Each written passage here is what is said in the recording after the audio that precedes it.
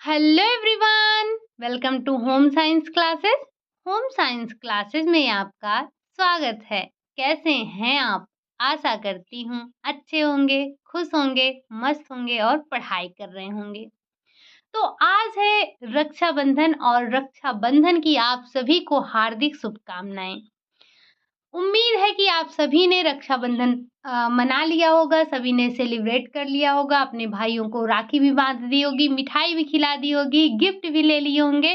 तो अब थोड़ा-सा समय आपको पढ़ाई में भी देना है, क्योंकि ये त्योहार का आना-जाना तो लगा रहता है, लेकिन इसके साथ में आपको अपनी पढ़ाई को कंटिन्यू करना है, ठीक? तो आज हम जो अपनी क्लास में डिस्कस करेंगे, वो करेंगे शिक्षण सामग्री के बारे में। आपने मिठाइयाँ भी आपने भी खा ली होगी, सबने भी खा ली हैं, तो थोड़ा-सा अब हम पढ़ लेते हैं, लेकिन उससे पहले हम ये देख लेते हैं कि जो इससे पहले हमारी क्लास हुई थी, उसमें हमने क्या डिस्कस किया था। तो जो हमारी इससे पहले क्लास हुई थी, उसमें हमने जो सामूहिक संपर्क विधियाँ हैं, जो कि आपके बैठक, सम्मेलन, अभियान सभा, वार्ता, इन सब के बारे में हमने चर्चा किया था। इससे रिलेटेड क्वेश्चन भी हमने कर लिया है। आज की क्लास में हम बात करेंगे शिक्षण सामग्रियों के बारे में। अभी तक हमने संपर्क विधियां देखी थी, लेकिन अब हम क्या देखने वाले हैं? अब हम देखेंगे शिक्षण सामग्री के बारे में। शिक्षण सामग्री आपको पता है कि जो एन्समिंजर महोदय थे, उन्होंने क्या बताया था? उन्होंने ये बताया था कि जिस तरह से एक मैकेनिक को हथौड़ा, रिंच, पेचकस, प्लायर इन सब की आवश्यकता होती है, उसी तरह से उतना ही इम्पोर्टेंट एक जो प्रसार शिक्षक होता है, उसके लिए ये शिक्षण सामग्रियाँ होती हैं। और इन्होंने ये भी इसे काफ़ी महत्व दिया था, ठीक?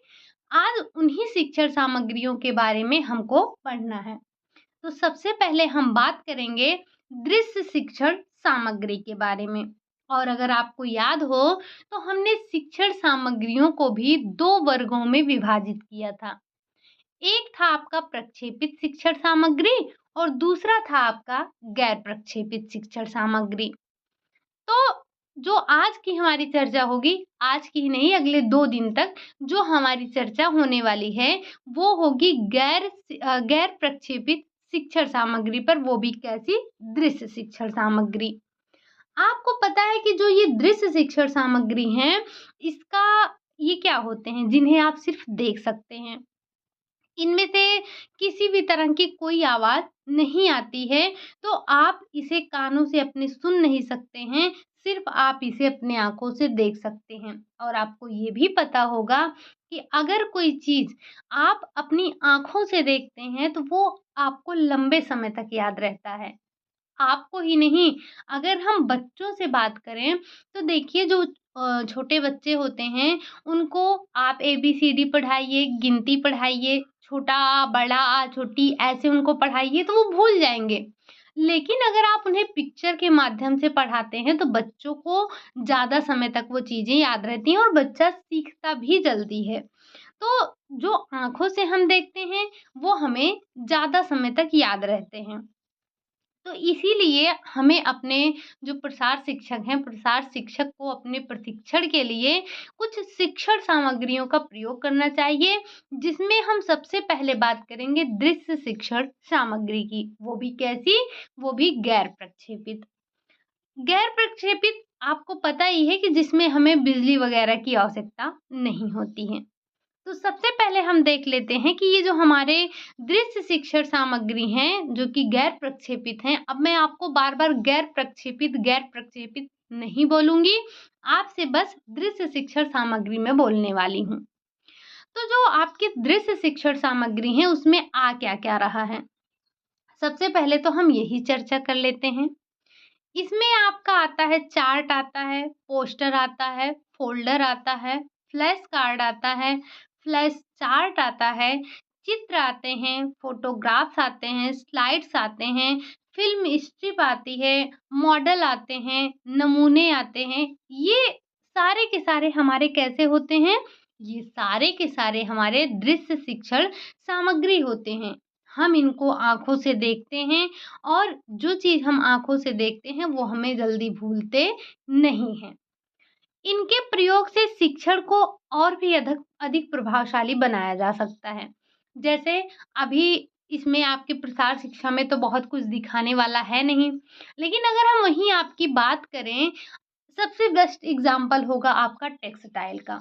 जब आप टेक्सटाइल पढ़ते हैं, तो आपके पास ऐसे बहुत सारी चीज़ें होती हैं, जिसे हम आपको दिखाकर समझा सकें। आपने देखा भी होगा जब हमने टेक्सटाइल पढ़ा था, तो हमें ऐसा हमारे पास कोई मॉडल वग़ैरह तो था नहीं, तो हमने बुक से ही कुछ जो हमारे कटिंग थे, उसको हमने निकाले थे और आपके समक्ष रखे थे, जिससे आपको फ़िगर के माध्यम से हम चीज़ों को बता सकें। तो जब आप फिगर वगैरह के माध्यम से चीज़ों को समझाते हैं, तो वो ज़्यादा प्रभावशाली होता है, लोग उसे ज़्यादा समय तक याद रख पाते हैं या जल्दी से चीज़ों को समझते हैं। अध्ययनों में यह ज्ञात हुआ है कि शिक्षण करते समय दृश्य सामग्री का प्रयोग किया जाए तो सीखने की प्रक्रिया 25 से 30% बढ़ जाती है। जैसे एग्जाम्पल में आपने छोटे बच्चों का देखा, तो ये सिर्फ छोटे बच्चों के लिए ही नहीं है, बड़ों के लिए भी है। बड़े हों या छोटे हों, जब आप उनको सिखाने के लिए शिक्षण सामग्री का प्रयोग करेंगे, वो भी दृश्य शिक्षण सामग्री का प्रयोग करेंगे, तो उनकी जो प्रतिधारण क्षमता है या जो उनके सीखने की क्षमता है, वो बढ़ जाती है। कितना? 25 से 30% तक बढ़ जाती है। और आपको पता ही है कि दृश्य शिक्षण जैसे जब आप टीचिंग कर रहे थे, हालाँकि यहाँ पर अगर आप टीजीटी, पीजीटी की तैयारी कर रहे हैं, तो आप सभी यहाँ पर बीएड वाले ही हैं। तो जब आपने बीएड में टीचिंग किया था, तो आपको पता है कि आप क्या कुछ चार्ट लेके जाते थे, कुछ मॉडल्स लेके जाते थे ना बच्चों को समझाने के लिए। हम चार्ट बना-बना कर लेके जाते थे और कुछ बने-बनाए चार्ट्स भी लेके जाते थे, कुछ मॉडल्स भी लेके जाते थे। क्यों लेके जाते थे? ताकि जो बच्चे हैं वो चीज़ों को ज़्यादा अच्छे तरीके से सीख सकें, उनको चीज़ें ज़्यादा समय तक याद रह सकें। तो इसीलिए हम दृश्य शिक्षण सामग्री का प्रयोग कर रहे थे। ठीक? अब ये तो हमारी बात होगी कि हम क्यों दृश्य शिक्षण सामग्री का प्रयोग करते हैं और क्या इससे लाभ होता है। अब अगर हम थोड़ी-सी बात करें दृश्य शिक्षण सामग्री के उद्देश्य, जो ये आप दृश्य शिक्षण सामग्री का प्रयोग कर रहे हैं, इसके उद्देश्य क्या हैं? क्यों किए जाते हैं ये? तो जो हमारा शिक्षण सामग्री है उसका उपयोग हम इसलिए करते हैं ताकि हम ग्रामीणों में रुचि उत्पन्न कर सकें। जैसे अगर आप चले गए कहीं पर लेक्चर देने, तो लोगों के अंदर वो उत्साह नहीं रहेगा या फिर अगर हम बात करें कि जब हम लोग क्लास में ही पढ़ते थे तब जब हम लोग पढ़ते थे आज के 10 साल 12 साल पहले ही, जब छोटी-छोटी हाई स्कूल, इंटर इन सब क्लास में थे, तो बहुत सारे ऐसे स्कूल थे जहाँ पर कोई मॉडल्स वगैरह की व्यवस्था नहीं थी, चार्ट वगैरह भी नहीं होते थे। बस टीचर जो है अपने लेक्चर मेथड से ही पढ़ाते थे। तो उससे ना तो बच्चों में उतनी रुचि उत्पन्न होती थी और ना ही वो ज़्यादा सीख पाते थे। लेकिन वहीं आपने देखा होगा कुछ विद्यालय ऐसे भी थे जहाँ पर आपको नमूने देखने को मिलते थे, चार्ट वगैरह लगे होते थे, तो लोग उसको बड़े रुचि से सीखते थे। आज भी हमारे पास न जाने कितने प्राथमिक विद्यालय ऐसे हैं जहाँ पर कोई सुविधा ही नहीं है। और कुछ प्राथमिक विद्यालय ऐसे हैं जहाँ पर आप देखेंगे तो बच्चों को सीखने के लिए, बच्चों को सिखाने के लिए वहाँ पर दीवार पर ही ऐसे न जाने कितने तरह की पेंटिंग्स बनाई गई हैं। उनको कुछ सब कुछ पढ़ने के लिए उनकी दीवार पर ही मिल जाएगा। बुक ना हो तो भी वो मतलब काफ़ी कुछ सीख सकते हैं। तो जो ये शिक्षण सामग्रियाँ होती हैं ये लोगों में रुचि उत्पन्न करती हैं। अब चाहे वो बच्चे हों या जो हमारी ग्रामीण जनता है वो हो। तो जो हमारे दृश्य शिक्षण सामग्री हैं उनका उद्देश्य यही होता है कि लोगों में रुचि उत्पन्न की जाए। और क्या है? अधिगम को अस्थायी बनाने में। हमने पहले ही चर्चा कर लिया कि जो हमारा दृश्य शिक्षण सामग्री होता है, जिसे हम अपनी आँखों से देखते हैं, वो हमारा सीखना बना रहता है। मतलब हम उसे भूलते नहीं हैं। भूलने का मतलब ये है कि हम वो इतनी आसानी से नहीं भूलते हैं। लेकिन जो हम अपने कानों से सुनते हैं, वो बहुत जल्दी भूल जाते हैं। तो जो हमारे दृश्य शिक्षण सामग्री है, वो अधिगम को अस्थायी बनाने के लिए भी हम उसका उपयोग करते हैं। अगला है संचार प्रक्रिया को आसान बनाने में। जैसे बहुत सारी ऐसी बातें होते हैं, हम ही को ले लीजिए, बहुत सारी ऐसी चीज़ें समझाने होती हैं, जो कि हम आपको अगर चार्ट वगैरह के माध्यम से समझाएँ या कुछ आपको दिखाकर समझाएँ, तो ज़्यादा बेहतर तरीके से समझा पाएँगे और आप शायद काफ़ी अच्छे तरीके से समझ भी पाएँ। लेकिन जब हमारे पास दृश्य शिक्षण सामग्री नहीं है, तो आपको सिर्फ़ सुनकर ही काम चलाना होगा और उसमें से काफ़ी चीज़ें हम भूल भी जाते हैं। तो ये जो शिक्षण सामग्रियाँ होती हैं, दृश्य शिक्षण सामग्रियाँ हैं, ये संचार की प्रक्रिया को आसान बना देती हैं। हो सकता है प्रसार शिक्षक कुछ भी ना बोले, लेकिन चित्रों के माध्यम से या जो जो भी दृश्य शिक्षण सामग्री है उसके माध्यम से ग्रामीण सारी बातों को समझ जाए, या हो सकता है कुछ ही बातों को समझे, कुछ भी हो सकता है। अगला है लोगों को कार्य करने हेतु प्रेरित करने में। जब आपके पास शिक्षण सामग्रियाँ होंगी, तब आप क्या करेंगे, कार्य को करने के लिए प्रेरित भी होंगे। जैसे एक छोटे बच्चे के पास आप उसे पेन और नोटबुक दे दीजिए, मतलब उसको पेंसिल और कॉपी दे दीजिए, वो नहीं पढ़ेगा। लेकिन वहीं अगर आप उसके पास खिलौना ले जाकर रख दीजिए, वो बड़े चाव से पढ़ेगा, बहुत ही उत्साह से पढ़ेगा, उसके अंदर रुचि जगेगी, वो चीज़ों को जो देखेगा उसको याद रहेगा। तो सेम वही चीज़ बड़ों के साथ भी होती है। जब आप दृश्य शिक्षण सामग्री का प्रयोग करते हैं, तब वो सीखने के लिए प्रेरित होते हैं, कार्य करने के लिए भी प्रेरित होते हैं। तो ये हमारे कई उद्देश्य होते हैं जब हम शिक्षण सामग्रियों का प्रयोग करते हैं, दृश्य शिक्षण सामग्रियों का। अब ये तो हमारा हो गया दृश्य शिक्षण सामग्री के उद्देश्य, कि हम क्या सोचकर किस उद्देश्य से दृश्य शिक्षण सामग्री का प्रयोग करते हैं। लेकिन ये जो हमारे दृश्य शिक्षण सामग्री हैं, इनका चयन कैसे करें, इस बात का भी हमें ध्यान होना चाहिए। जो हमारे दृश्य शिक्षण सामग्री हैं, इनका चयन हमें काफ़ी सोच विचार कर करना चाहिए। बस ऐसे ही नहीं कुछ भी गए और कुछ भी ले आए। अगर आप इसे सोच समझ कर नहीं करेंगे, तो वे कभी-कभी आपके लिए अपनी उपयोगिता खो देंगे, मतलब वो उपयोगी नहीं होंगे। जब गाँव में संक्रामक रोग फैला हुआ हो, मान लीजिए गाँव में संक्रामक रोग फैला हुआ हुआ है, तो ग्रामीणों को उसके बारे में बताने के लिए अगर आप मान लीजिए कठपुतली का खेल करते हैं, नाटक करते हैं या रोल प्ले करते हैं, तो ये सारी चीज़ें इनका प्रयोग किया जाए, तो वे ज़्यादा लाभकारी नहीं होंगे। उस समय तो जो प्रायोगिक प्रदर्शन हैं, करके रोगों के बचाव के उपाय और सुझाव देने चाहिए। उन्हें ये बताना चाहिए कि संक्रामक रोग से कैसे बचा जा सकता है। चार्ट हो गया, पोस्टर हो गया, फ़ोल्डर हो गया और आपका रेडियो हो गया, टेलीविज़न हो गया, इन सब के साथ सही जानकारी देकर उनको अच्छा शिक्षण आप दे सकते हैं। लेकिन उन्हें भ्रमण पर बाहर ले जाना, ये बिल्कुल भी सही नहीं होगा। मतलब एक तरफ संक्रामक रोग फैला हुआ है, दूसरी तरफ आप एक ग्रुप बनाकर लोगों को घुमा रहे हैं, भ्रमण करवा रहे हैं, नुक्कड़ नाटक करवा रहे हैं। कोई भी तरह का खेल वगैरह, मतलब किसी भी तरह के जैसे कठपुतली वगैरह हो गया, इनके माध्यम से अगर नाटक कर रहे हैं, तो क्या ये सही होगा? नहीं। संक्रामक रोग है तो हमें वैसे भी दूरी बनाकर रखनी है, हमें लोगों को जागरूक करना है, हमें लोगों को शिक्षित करना है। तो हमें ये सब बातें ध्यान रखनी होगी कि जब हम शिक्षण सामग्री का चयन कर रहे हैं, तो हमें किस प्रकार से चयन करना चाहिए, क्या स्थित परिस्थित है, इन सारी बातों को ध्यान रखते हुए करना चाहिए। अब जब आप दृश्य शिक्षण सामग्री का चयन कर रहे हैं, तो उसमें सबसे पहले आपको ये पता होना चाहिए कि श्रोता हमारा कौन है? मतलब ये जो श्रोता है, श्रोता कैसा है, कौन है, कहाँ रहते हैं, इनके जो भी प्रश्न होते हैं, इन प्रश्नों को ध्यान में रखकर आपको शिक्षण सामग्री का चयन करना है। जैसे अगर आपका श्रोता अनपढ़ है, तो उसके लिए आपको प्रदर्शन हो गया, प्रशिक्षण हो गया, टेलीविज़न के द्वारा हो गया, कठपुतली के नाटक के द्वारा हो गया, इन सब के द्वारा आप उसे शिक्षित कर सकते हैं। या जानकारी दे सकते हैं।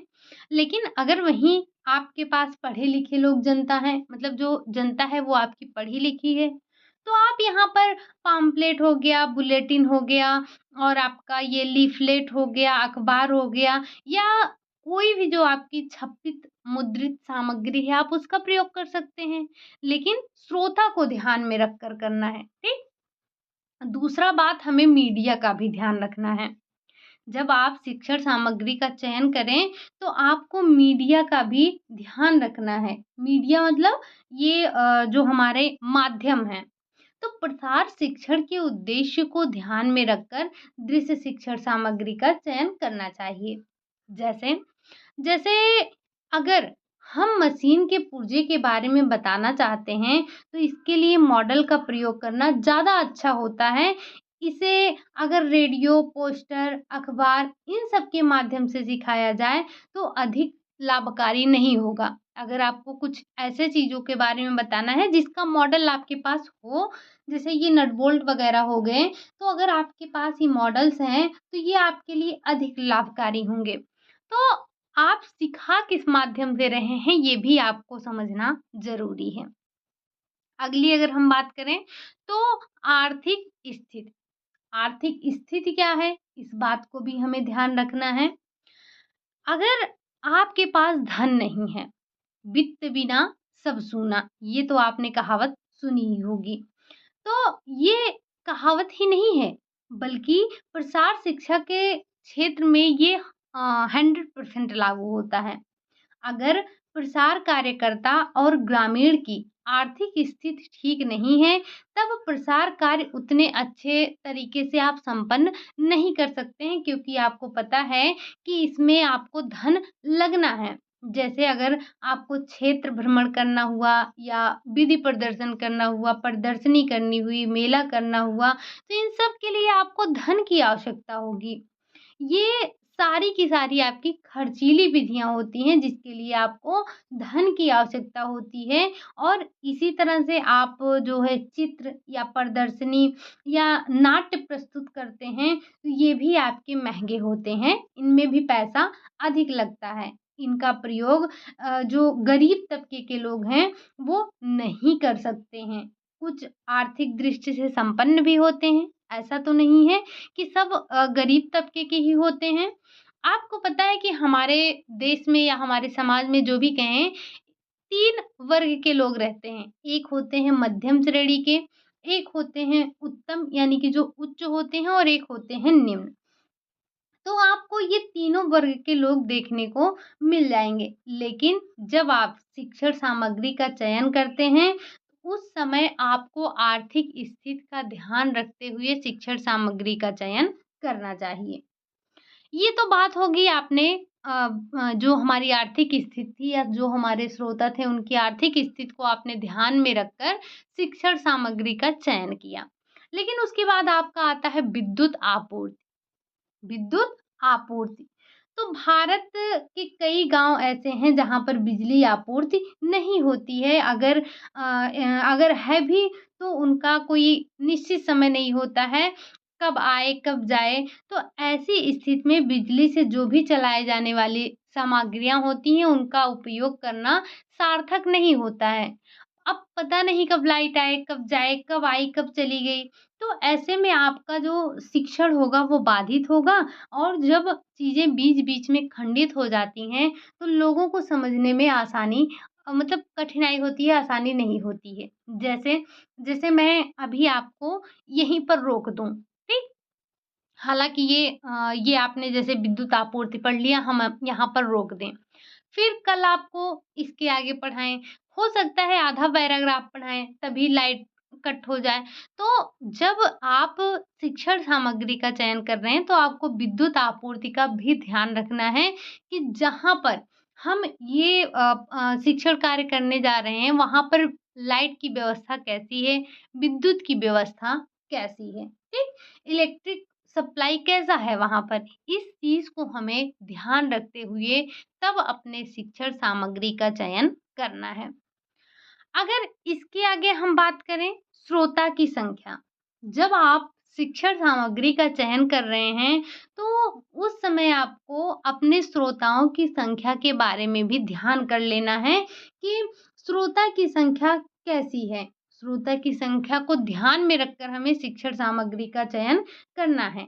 अगर लोगों की संख्या कम है, तो आप चार्ट हो गया, पोस्टर हो गया, फ्लैश कार्ड हो गया या फिर फ़ोटोग्राफ हो गया, या आप छोटी संख्या है तो विधि प्रदर्शन भी कर सकते हैं। ये सारे चीज़ें आप उपयोग कर सकते हैं। लेकिन लेकिन अगर आपकी संख्या यानी कि जो हमारे श्रोता है, श्रोताओं की संख्या अधिक है, तब हम क्या करेंगे? तब हम प्रोजेक्टर हो गया, फ़िल्म शो हो गया, टेलीविज़न हो गया, रेडियो हो गया, अखबार हो गया, लाउड स्पीकर हो गया, इन सारी चीज़ों का प्रयोग हमें करना होगा, तभी हम अपनी संपूर्ण जनता तक पहुँच सकेंगे। ठीक? ये आपने 5 चीज़ें देखी, अभी और भी आपको देखना है। जब आप शिक्षण सामग्री का चयन कर रहे हैं, तब आपको तकनीकी का भी ध्यान होना चाहिए कि टेक्निक क्या है, ठीक? तो वर्तमान समय आपका कंप्यूटर, इंटरनेट, टेलीफ़ोन, मोबाइल और ये आपका इलेक्ट्रॉनिक जो भी सूचना तंत्र है, इन सब का उपयोग होने लगा है। इनकी सहायता से आप थोड़ी ही समय में सूचनाओं को पूरे विश्व में फैला सकते हैं। सारी दुनिया में पूरी दुनिया आपका इस कंप्यूटर के माध्यम से या बोले तो इंटरनेट के माध्यम से एक सिकुड़कर एक छोटा-सा गाँव के समान हो गया है। अब कोई भी खबर अगर आपको फैलानी है, तो उस खबर के लिए आपको लंबे अरसे का इंतज़ार नहीं करना है। बस चंद मिनटों में ही एक कोई भी सूचना आपके पूरे विश्व में पहुँच जाएगी, मानो कि आपने कोई सूचना आपको अपने गाँव में ही पहुँचानी है, बस। अब किसी भी तरह का कोई समय लगने वाला नहीं है।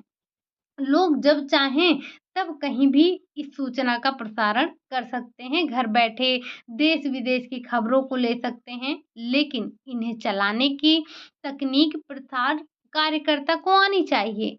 अगर उसे इन तकनीकों को चलाने का जो तरीका है वो मालूम नहीं है, इनका प्रयोग नहीं कर पाएँगे तो ये सारी चीज़ें बेकार हैं। जैसे जो प्रसार कार्यकर्ता हैं, उनके पास इंटरनेट है, लेकिन चलाना ही नहीं आता। प्रोजेक्टर है, लेकिन उसका उपयोग करना नहीं आता। कैमरा है, लेकिन फ़ोटो नहीं खींच सकते हैं। तो इन सब चीज़ों का क्या महत्व रह जाएगा? कोई महत्व नहीं रह जाएगा। तो इसीलिए आपको किसी भी कार्य की तकनीकी पता होनी चाहिए। जो भी आपके पास संसाधन है, वो आप उपयोग कर सकें, ये आपके अंदर होना चाहिए। अगला है यातायात सुविधा। तो प्रसार कार्य गाँव में किया जाता है, ये हमें पता है। तो शिक्षण सामग्री हल्की और टिकाऊ होनी चाहिए, जिसे लाना और ले जाना आसान हो। जैसे आपका चार्ट हो गया, पोस्टर हो गया, फ़ोल्डर हो गया, ये सब हो गए। इन्हें आप आसानी से कहीं भी ले जा सकते हैं, कहीं भी ला सकते हैं। लेकिन जो आपका प्रोजेक्टर है, लाउड स्पीकर है, इन सबको आपको ले जाने लाने के लिए आपको किसी न किसी वाहन की आवश्यकता होगी। तो आपको ये भी देखना पड़ेगा कि हमें जहाँ प्रसार कार्य करना है, वहाँ वाहन आने-जाने की सुविधा है कि नहीं है, रोड वगैरह बने हैं कि नहीं बने हैं। तो जब आप प्रसार शिक्षण सामग्री का चयन करें, तो आपको इस बात का भी ध्यान रखना चाहिए। अगला है रुचि, इंटरेस्ट, यानी कि जो प्रसार कार्यकर्ता है, प्रसार कार्यकर्ता को शिक्षण सामग्री तैयार करते समय स्वयं की और गाँव वालों की, दोनों की रुचियों को ध्यान में रखते हुए तैयार करना है। अगर ग्रामीणों को कठपुतली के खेल हो गए, नाटक हो गए, लोक नृत्य हो गए, लोकगीत हो गया, रामलीला हो गया, कृष्ण लीला हो गया, इन सबके माध्यम से अगर आप शिक्षण उनको करवाते हैं, तो वो ज़्यादा बेहतर तरीके से चीज़ों को सीख पाएँगे, उनकी रुचि होगी और वो आसानी से इन सारी चीज़ों को सीख पाएँगे। ठीक? अगला अगर हम बात करें शिक्षण विधियों का सम्मिलित प्रयोग। जैसे अध्ययनों से हमें ये तो पता चल गया है कि लोगों को शिक्षित करने के लिए अगर एक से अधिक शिक्षण विधि का प्रयोग करते हैं हम, तो ये काफ़ी लाभकारी होता है। अगर जैसे जैसे विधि प्रदर्शन के साथ-साथ आप फ्लैश कार्ड हो गया, चार्ट हो गया, पोस्टर हो गया, इन सब का अगर आप प्रयोग करेंगे, तो जो शिक्षण है वो जो सीखने की क्षमता है वो लोगों की अधिक बढ़ेगी।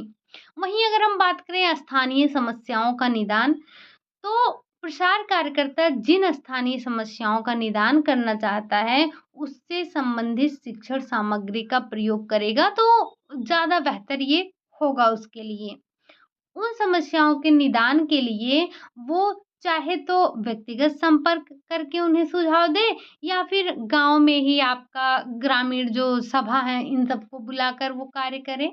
तो ये तमाम प्रकार की विधियाँ होती हैं, जिसके माध्यम से ये जो जो हमारे शिक्षण सामग्री है, उनका हम चयन करते हैं। इन सारे बातों को आप ध्यान रखते हुए तब किसी शिक्षण सामग्री का आप चयन करेंगे। अन्यथा आपका जो प्रोग्राम होगा, वो भी विफल होगा और जो आप शिक्षण सामग्री ले जा रहे हैं, वो तो किसी काम का ही नहीं रहेगा।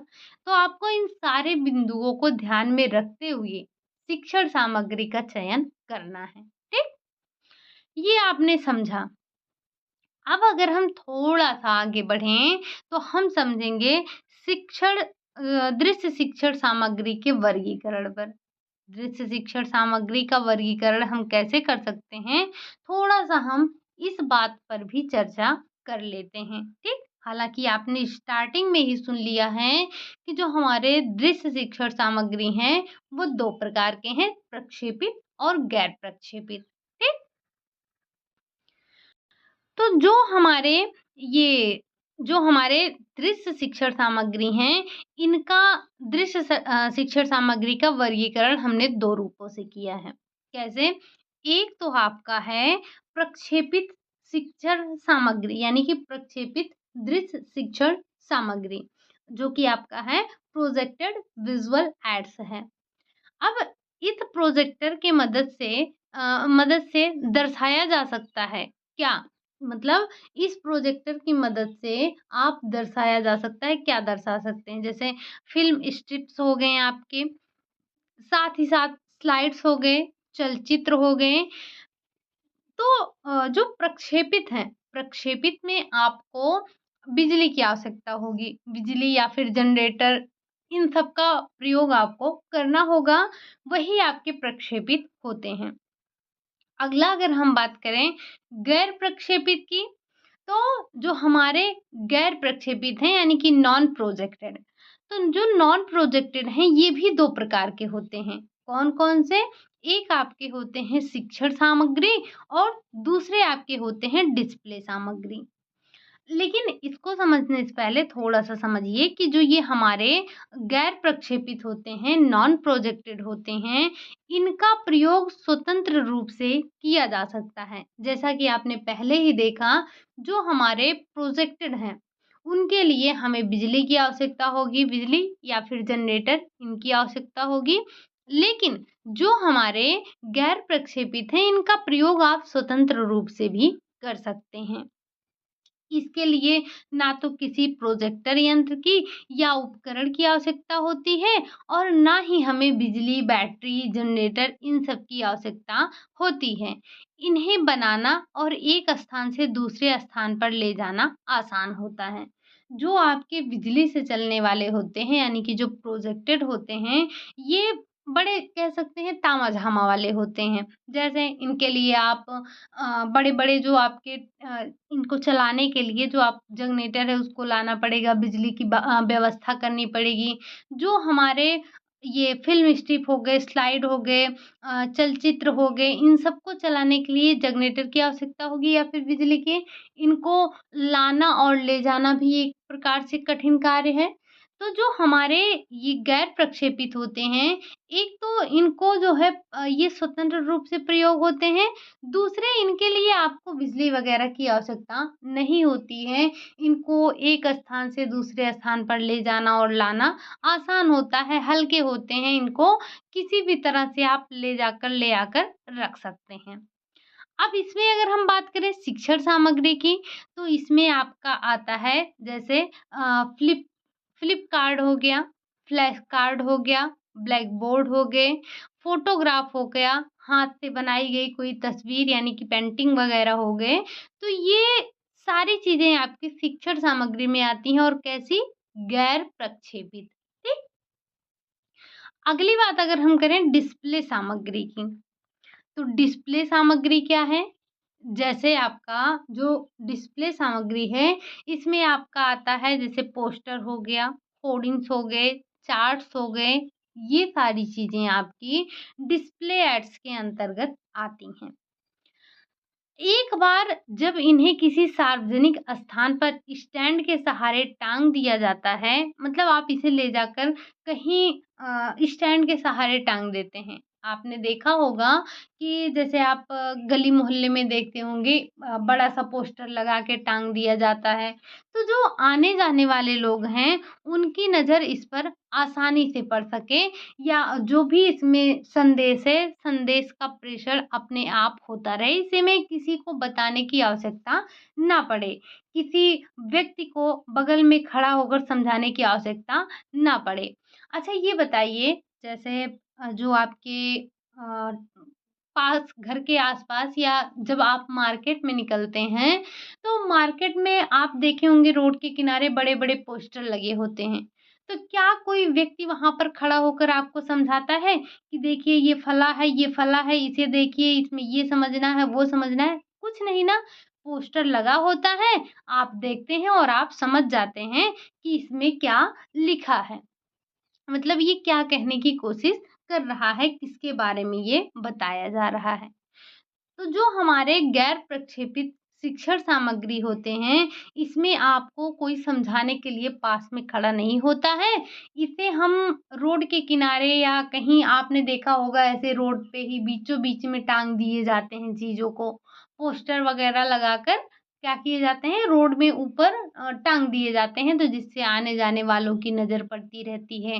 हालाँकि ये टाँगने वाला आपको कम दिखेगा, लेकिन आपने देखा होगा कि रोड के किनारे स्टैंड लगाकर एक बड़ा-सा पोस्टर लगाकर उसमें पोस्टर बड़ा-सा लगा देते हैं और जो आने-जाने वाले हैं बस उसको पढ़ के अपना चले जाते हैं। वो समझ जाते हैं कि इसमें क्या लिखा है। तो ये एक आपका संप्रेषण का माध्यम होता है। इसमें कोई व्यक्ति खड़ा होकर संप्रेषण नहीं करता है, बल्कि वही पोस्टर के माध्यम से अपने आप संप्रेषण होता रहता है। ठीक? तो ये हमने समझा कि किस तरह से हमने जो हमारे दृश्य शिक्षण सामग्री हैं, उनको हमने वर्गीकृत किया है। तो जो अभी हमारी चर्चा होगी, वो सबसे पहले होगी गैर प्रक्षेपित पर, क्योंकि प्रक्षेपित हमारा ज़्यादा बड़ा है नहीं। प्रक्षेपित में हम बात करेंगे जो हमारे चलचित्र हैं, जैसे मूवी वगैरह बात करेंगे, और हमारे जो प्रोजेक्टर हैं, ओपेक हो गए, और स्लाइड्स हैं, इन सब के बारे में चर्चा करेंगे। तो ये बहुत ज़्यादा नहीं है, जो बड़ा है हमारा, और यहाँ से यही जो आपने अभी-अभी टॉपिक पढ़ा, वर्गीकरण, यहीं से न जाने कितनी बार आपसे क्वेश्चन पूछा गया है। तो ये जो आपका दृश्य शिक्षण सामग्री, या हम ऐसे बोलें जो हमारा शिक्षण सामग्री है, चाहे वो दृश्य हो, चाहे वो श्रव्य हो, या फिर दृश्य श्रव्य दोनों हों, यहाँ से अच्छी खासी मात्रा में आपसे क्वेश्चन पूछे जाते हैं। तो बहुत ही ध्यान से पढ़िएगा, और हो सके तो इन्हें नोट डाउन भी करते हुए चलिएगा। चलिए, तो हम अब स्टार्ट करते हैं अपने सबसे पहले पॉइंट को, जो कि है हमारा गैर प्रक्षेपित शिक्षण सामग्री। ध्यान रखिएगा, गैर प्रक्षेपित शिक्षण सामग्री में सबसे पहले हम बात करेंगे पोस्टर के बारे में। और ये आपसे क्वेश्चन पूछा जा चुका है कि पोस्टर है, क्या है? क्या ये दृश्य सामग्री है, शिक्षण सामग्री है, या सॉरी, दृश्य सामग्री है, श्रव्य सामग्री है, दृश्य श्रव्य दोनों है, या फिर इनमें से कोई नहीं? तो क्या है ये? ये दृश्य है। साथ ही साथ यहीं से एक क्वेश्चन और आपका बनता है, बहुत ही साधारण सा। क्या? कि जो आपका पोस्टर है, ये प्रक्षेपित शिक्षण सामग्री है या फिर गैर प्रक्षेपित शिक्षण सामग्री है? जब आप प्रीवियस ईयर क्वेश्चन उठाकर देखेंगे, तो ये दोनों ही क्वेश्चन आपको वहाँ पर मिलेंगे। तो अगर यहाँ पर आपसे पोस्टर पूछा जा चुका है, तो क्या चार्ट नहीं पूछा जाएगा? क्या आपसे कठपुतली नहीं पूछी जाएगी? हालाँकि ये सारे पूछे जा चुके हैं। ये बहुत ही आसान क्वेश्चन है और बार-बार पूछे जाने वाले क्वेश्चन हैं। तो अब हम जो बात करने वाले हैं अपने गैर प्रक्षेपित शिक्षण सामग्री के बारे में स्टार्ट कर रहे हैं। अभी तक तो आपने बस यही समझा कि हमारा जो शिक्षण सामग्री है, दृश्य शिक्षण सामग्री है, क्या है? क्यों हम इसका प्रयोग करते हैं? क्या उद्देश्य है हमारा? किस तरह से हम शिक्षण सामग्री का चयन करते हैं? बस यही इतना अभी आपने समझा। अभी आपने कोई भी शिक्षण सामग्री को नहीं पढ़ा है। अब हम चलते हैं आगे और पढ़ते हैं अपने दृश्य शिक्षण सामग्री में सबसे पहले जो सामग्री है, वो है हमारा पोस्टर। सबसे पहले आप यहाँ पर ऐड कीजिएगा कि यह एक गैर प्रक्षेपित शिक्षण सामग्री है। हालाँकि मैंने लिखा नहीं है, लेकिन ये आप यहाँ पर ऐड करिएगा कि जो हमारा पोस्टर है, ये क्या है? तो ये एक गैर प्रक्षेपित शिक्षण सामग्री के अंतर्गत आता है। अब ये पोस्टर क्या है? तो यहाँ से इसी पोस्टर से 2-2 3-3 क्वेश्चन बन चुके हैं। 2-2 3-3 नहीं, कम से कम 4 से 5 क्वेश्चन यहाँ से पूछे जा चुके हैं। है बड़ा लिमिटेड ही, लेकिन क्वेश्चन भी यहाँ से पूछे जाते हैं। अगर हम बात करें सबसे पहले पोस्टर की, तो ये श्रोताओं की रुचि जागृत करने और उनका ध्यान आकर्षण करने के लिए पोस्टर का प्रयोग किया जाता है। पोस्टर्स में बड़े अक्षरों में संदेश लिखा रहता है अथवा चित्र बना होता है। अगर ये जो पोस्टर होते हैं, ये हम क्यों लगाते हैं? ये बताइए कि ये जो पोस्टर छोड़ दीजिए, हम जो अपने क्लास में जो आपको फिगर लगा के दिखाते हैं, क्यों दिखाते हैं? क्या होता है? पढ़ के तो वैसे भी हम जानते हैं, फिर क्यों हम आपको फिगर दिखाते हैं? ताकि आप लोग चीज़ों को देखें और आप यहाँ पर अपनी रुचि बनाएँ, आपका इंटरेस्ट जगे इसको पढ़ने में। अदरवाइज़ ये बताइए कि हमें ये इसको रीड करने की क्या आवश्यकता है? हम जैसे इसको लिखे हैं वैसे भी तो लिख सकते हैं, पढ़ना ही तो है। नहीं, जब आपको चीज़ें अलग दिखती हैं थोड़ी-सी, हेडिंग वगैरह दिखते हैं, हम अपने जब कॉपी अपनी नोट्स बनाते हैं, घर पे ही बनाते हैं, तो क्या उसमें किसी और को पढ़ना होता है? नहीं, हमें खुद ही को तो पढ़ना होता है, लेकिन तब भी हम नीला, पीला, हरा ये सब पेन का यूज़ करते हैं ना? क्यों? ताकि हम जो लिखे हैं वो अच्छा दिखे, हमें बार-बार उसे पढ़ने का मन करे। अगर आप ऐसे ही जैसे सिर्फ़ घसीट कर लिख दीजिए, तो वो आपको भी पढ़ने का मन नहीं करेगा, बस आपने जब एक बार उसको लिखा तभी लिखा। तो उसी तरह से जो हमारे पोस्टर्स होते हैं, इनका प्रयोग हम लोगों में रुचि जागृत करने के लिए, उनका ध्यान आकर्षित करने के लिए करते हैं और पोस्टर्स में बड़े अक्षरों में संदेश लिखा रहता है या फिर उसमें चित्र बना होता है। ध्यान रखिएगा, ये आपका क्वेश्चन है कि पोस्टर्स में एक विचार होते हैं। पोस्टर्स में एक ही विचार प्रस्तुत किया जाता है, ये विचारों की श्रृंखला नहीं होती है। पोस्टर्स में आप विचारों की श्रृंखला नहीं डालते हैं। जो आपका चार्ट होता है, आपका चार्ट विचारों की श्रृंखला होता है, लेकिन पोस्टर नहीं होता है, इस बात को ध्यान रखिएगा। प्रसार कार्यकर्ता जो संदेश श्रोता को देना चाहता है, यदि श्रोता वैसे का वैसा ही उसे समझता है या समझ ले या फिर मान ले, तो पोस्टर लगाना सफल हो जाता है। अब जैसे पोस्टर लगा होता है, पोस्टर लगा है, अब जो पोस्टर के माध्यम से बात कहने की कोशिश की जा रही है या पोस्टर के माध्यम से जो बताने की कोशिश की जा रही है, अगर जो श्रोता है वो वैसे का वैसा ही उसे ग्रहण कर लेता है, तो क्या होगा? अगर श्रोता वैसे का वैसे ही ग्रहण कर लेता है, तो आपका जो पोस्टर लगाना है वो सफल हो जाता है। लेकिन अगर वो समझ नहीं पाता है या जिस चीज़ को पोस्टर के माध्यम से बनाया जा रहा है, बताया जा रहा है, अगर ग्रहणकर्ता उसे ग्रहण नहीं कर पाता है, तो हमारा पोस्टर लगाना विफल हो जाता है। ठीक? तो यहाँ पर कितनी बातों का ध्यान रखेंगे आप? सबसे पहले कि ये प्रक्षेपित है कि गैर प्रक्षेपित है, दृश्य है कि श्रव्य है, साथ ही साथ इसमें कितने विचार होते हैं? एक विचार होते हैं। क्या ये विचारों की श्रृंखला है? नहीं, ये विचारों की श्रृंखला नहीं है। ठीक? इतने पॉइंट आपको इन्हीं बस इसी एक पैराग्राफ से समझना है। 3 से 4 क्वेश्चन बन चुके हैं। अब थोड़ा-सा अगर हम आगे बात करें, तो हम आ जाएँगे जब पोस्टर को बना रहे हों, तो हमें कुछ बातों का ध्यान रखना चाहिए। जब आप पोस्टर बनाते हैं, तब आपको कुछ बातों का ध्यान रखना चाहिए। वो बातें क्या हैं, ज़रा हम समझते हैं। जब आप पोस्टर बना रहे हों, तो आपको क्या ध्यान रखना है? सबसे पहले, ये पोस्टर जो है वो आपका आकर्षक और चटकीले रंग का होना चाहिए। क्या आपने कभी कोई पोस्टर डीम कलर का देखा है? जो कि बिल्कुल उसमें कलर बहुत हल्के रंगों का यानी कि प्रयोग किया हो? नहीं। तो जब भी आप पोस्टर बना रहे हों, तो पोस्टर बनाते समय आपको ये ध्यान रखना है कि जो पोस्टर है उसमें आपको चटकीले रंगों का प्रयोग करना है। जैसे कि आपका लाल, नीला, पीला ये सारे कलर का आपको प्रयोग करना है। अगला है कि एक पोस्टर का आकार, ये पोस्ट नहीं सारे के सारे पोस्टर हैं। एक पोस्टर का आकार सामान्यतः 25 सेंटीमीटर और 75 सेंटीमीटर रहता है। ये जो आपका कोई भी पोस्टर हो गया तो लंबाई चौड़ाई ये दी रहती है, ठीक? 50 सेंटीमीटर से लेकर 75 सेंटीमीटर होता है। अगला पॉइंट हमें ये ध्यान रखना है, मतलब ये कि पोस्टर बहुत छोटा नहीं होना चाहिए, ठीक? डिज़ाइन साधारण परंतु सुंदर एवं आकर्षक होनी चाहिए। ऐसा ना हो कि आपने उसमें पूरा एकदम उस पोस्टर को ही भर दिया है।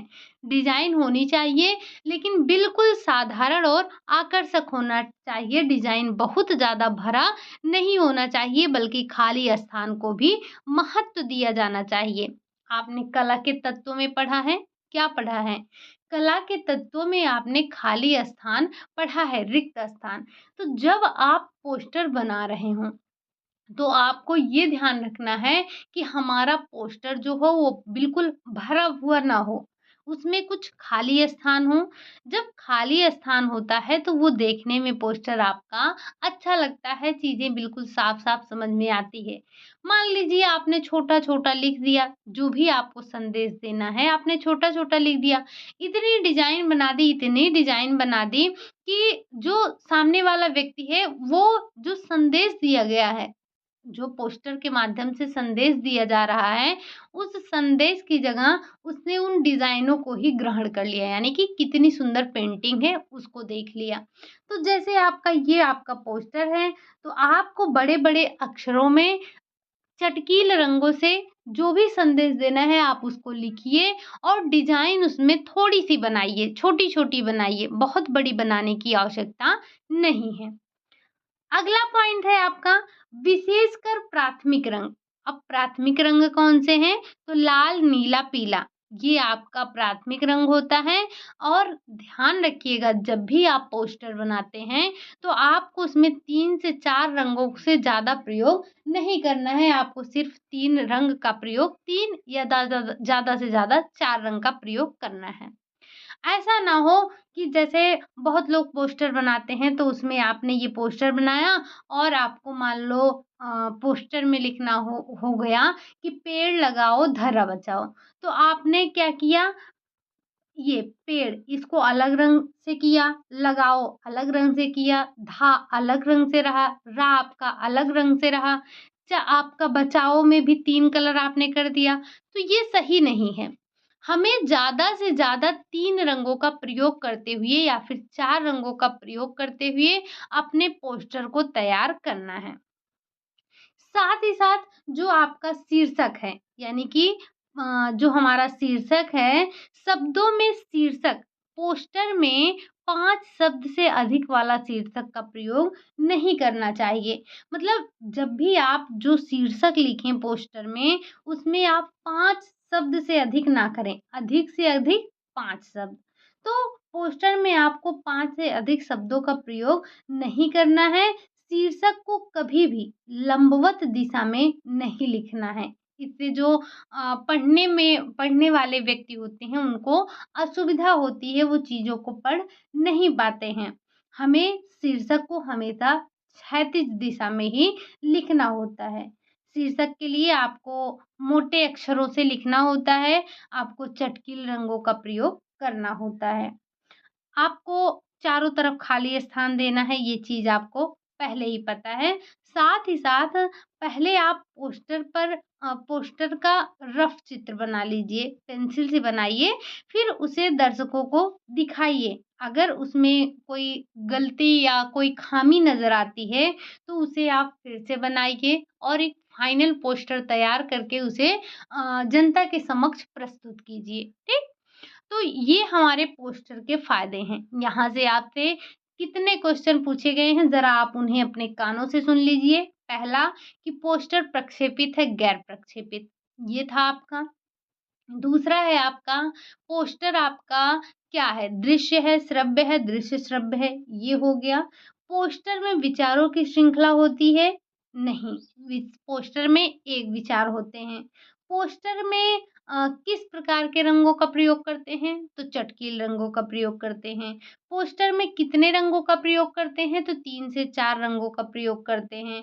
पोस्टर में किस रंग का प्रयोग करते हैं? तो प्राथमिक रंग का प्रयोग करते हैं। मतलब चटक रंग, प्राथमिक रंग और लाल, नीला, पीला, इनका प्रयोग, ये 3 तरह के क्वेश्चन बन चुके हैं आपके। चौथा, कितने प्रकार के रंगों का प्रयोग कर सकते हैं? ये है आपका। साथ ही साथ जो हमारा पोस्टर है, पोस्टर में हमें खाली स्थान को भी महत्व देना है। ठीक? तो ये हमने पोस्टर के बारे में पढ़ा। पोस्टर में अब आप कैसे पोस्टर लगा सकते हैं? जैसे जैसे पोस्टर बन गया, पेड़ लगाओ, धरा बचाओ, बेटी पढ़ाओ, और आपका पर्यावरण से संबंधित कोई भी ऐसे 2-2 शब्द जो हो जाते हैं, 5 शब्द, आपने अधिकतम देखा 5 शब्दों का हम प्रयोग कर सकते हैं, हमारे 2 परिवार नियोजन को बढ़ावा देने के लिए। तो ये तमाम प्रकार के जो चीज़ें हैं, या हम एक प्रकार से कह दें तो अभियान में आप पोस्टर का ही प्रयोग करते हैं, ठीक? तो ये पोस्टर के कुछ लाभ थे, और पोस्टर से 1 नहीं, 2 नहीं, कम से कम 7-8 बार क्वेश्चन बन चुके हैं। तो इस चीज़ को ध्यान में रखते हुए आप पोस्टर को पढ़ेंगे। ये हमने अभी पढ़ा अपना पहला, जो हमारा पहला गैर प्रक्षेपित शिक्षण सामग्री था, हमने उसके बारे में पढ़ा। अब आज की क्लास को हम यहीं तक रखेंगे, अदरवाइज़ आपकी क्लास बड़ी लंबी हो जाएगी, ठीक? उसके बाद जो हम पढ़ने वाले हैं, वो पढ़ेंगे चार्ट्स के बारे में। आपको पता ही है कि चार्ट्स के माध्यम से, यानी कि जो हमारा चार्ट होता है, चार्ट क्या है? ये भी हमारा गैर प्रक्षेपित होता है। ध्यान रखिएगा कि ये जो चार्ट होते हैं, ये विचारों की श्रृंखला होती है, ठीक? ये क्या है? तो ये विचारों की श्रृंखला होती है, और जो हमारे चार्ट्स होते हैं, ये 1 प्रकार, 2 प्रकार, 3 प्रकार के नहीं होते हैं। ये कम से कम 6-7 प्रकार के चार्ट्स होते हैं, जिसे हम कल डिस्कस करेंगे। आज की क्लास में हम चार्ट को नहीं पढ़ेंगे, चार्ट्स जो हमारे हैं हम उनको कल पढ़ेंगे। और ध्यान रखिएगा कि जो हमारे चार्ट्स हैं, बस हम चार्ट्स ही नहीं पढ़ने हैं हमें। चार्ट्स के बाद भी हमें अभी और पढ़ने हैं, जैसे जो किताबें हैं, किताबों के बारे में पढ़ना है, फ्लिपकार्ट्स के बारे में पढ़ना है, हमें अभी फ्लैश कार्ड के बारे में पढ़ना है, फेल्ट बोर्ड के बारे में पढ़ना है, फ्लैनल क्या है, खद्दर क्या है, इन सब के बारे में पढ़ना है। साथ ही साथ ब्लैक बोर्ड क्या है, इसके बारे में भी पढ़ना है, बुलेटिन बोर्ड क्या है, प्रदर्शनी क्या है। इतना तो हमें अभी गैर प्रक्षेपित में ही पढ़ना है, लेकिन उसके बाद हम बात करेंगे प्रक्षेपित। प्रक्षेपित वाला आपका ज़्यादा बड़ा नहीं है, वो शायद आपका 1 ही दिन में समाप्त हो जाएगा, और हम, लेकिन ध्यान रखिएगा, ये भले ही 1 दिन में समाप्त हो जाए, लेकिन यहाँ से भी आपसे क्वेश्चन पूछे जाते हैं गैर प्रक्षेपित से ही। तो कल की क्लास में अभी हमें यही डिस्कस करना है, अपने गैर प्रक्षेपित को ही, उसके बाद हम चलेंगे अपने प्रक्षेपित पर। तो आपको परेशान नहीं होना है, आराम के साथ इसको पढ़ते चलना है, अगर हो सके तो नोट भी करते चलिएगा इनको, ठीक? तो आज की क्लास में आपने क्या देखा? आज की क्लास में सिर्फ आपने यही इतना समझा कि हमारा जो दृश्य शिक्षण सामग्री है, ये हम इसको उपयोग करने का उद्देश्य क्या होता है? साथ ही साथ हमें जो दृश्य शिक्षण सामग्री है, उसके चयन को उसका चयन करते समय किन बातों को ध्यान रखना है, किन-किन पॉइंट को नज़रअंदाज नहीं करना है, ध्यान रखते हुए तब शिक्षण सामग्री का चुनाव करना है। फिर हमने दृश्य शिक्षण सामग्री के वर्गीकरण को देखा, जिसे हमने प्रक्षेपित और गैर प्रक्षेपित 2 भागों में विभाजित किया और उसके बाद हमने एक अपने गैर प्रक्षेपित शिक्षण सामग्री को भी पढ़ा, जिसका नाम था पोस्टर। और मैंने आपको बता भी दिया कि इससे अभी तक कम से कम 7-8 क्वेश्चन बन चुके हैं। तो आगे भी बनेंगे, ऐसा नहीं है कि अगर ये बने हैं तो आगे नहीं बनेंगे, बनेंगे। इसीलिए आपको पढ़ना है, ध्यान से पढ़ना है, नोट डाउन भी करते हुए इनको चलना है। तो आज की क्लास को हम यहीं तक रखेंगे। आज की क्लास में हम अपने सिर्फ़ एक ही गैर प्रक्षेपित सामग्री को पढ़े हैं, जिसका नाम है पोस्टर। तो जो लोग भी पीडीएफ लेते हैं, ग्रुप से जॉइन हो चुके हैं, उनको मैं बता दूँ कि अभी ये जो आपका पीडीएफ है, ये जब आपकी क्लास कंप्लीट हो जाएगी, यानी कि जो हमारी गैर प्रक्षेपित शिक्षण सामग्री है, जब ये कंप्लीट हो जाएगी, तभी मैं आपको पीडीएफ दूँगी, क्योंकि पीडीएफ आपका एक साथ मैंने तैयार कर लिया है। तो 2 से 3 क्लास जो भी लगेगी, मुझे लगता है कि 3 क्लास हमें लेना पड़ेगा, तो 3 क्लास होने के बाद ही आपको पीडीएफ मिलेगी। आप में से जो लोग भी पीडीएफ लेना चाहते हैं, मैं आपसे रिक्वेस्ट यही करती हूँ कि आप पीडीएफ ना लें, खुद से ही नोट्स बनाएँ। लेकिन जो लोग भी लेना चाहते हैं, वो टेलीग्राम से जॉइन हो जाएँ, वहाँ पर आपको ग्रुप मिल जाएगा, तो आप वहाँ से ग्रुप में जॉइन हो सकते हैं इस पीडीएफ के लिए, ठीक? सेम यही पीडीएफ आपको मिलता है, ना कुछ इसमें से घटाया जाता है और ना ही कुछ इसमें बढ़ाया जाता है, ठीक? तो बस आज के लिए हम यही इतना रखते हैं। और आप में से कोई भी टेलीग्राम जॉइन नहीं कर रहा है? अरे भाई, टेलीग्राम चैनल जो है आपका वो फ्री है। वहाँ पर रोज़ रात 9 बजे आपकी क्विज़ होती है, इसीलिए वहाँ पर आपको ऐड होने के लिए बोला जाता है, ठीक? तो लिंक आपको डिस्क्रिप्शन में मिल जाएगा। अगर आप टेलीग्राम जॉइन करना चाहते हैं तो टेलीग्राम जॉइन कर सकते हैं। वहाँ पे आपको रात 9 बजे क्विज़ मिलेगी, तो क्विज़ आप आसानी से कर सकते हैं, अपनी तैयारी को मजबूत कर सकते हैं। और अगर आपको क्लास अच्छी लगती है तो लाइक कर दिया कीजिए, शेयर ज़रूर किया कीजिए, अच्छा लगे या ना लगे, आप शेयर कर दिया कीजिए, ठीक? अगर अच्छा लगेगा तो लाइक भी करेंगे, चैनल को सब्सक्राइब भी करेंगे और कमेंट भी करेंगे। अगर नहीं अच्छा लगता है तो आप सिर्फ़ और सिर्फ़ शेयर कर दीजिएगा, ठीक? चलिए फिर मिलते हैं नेक्स्ट क्लास में, तब तक के लिए बाय बाय, टेक केयर।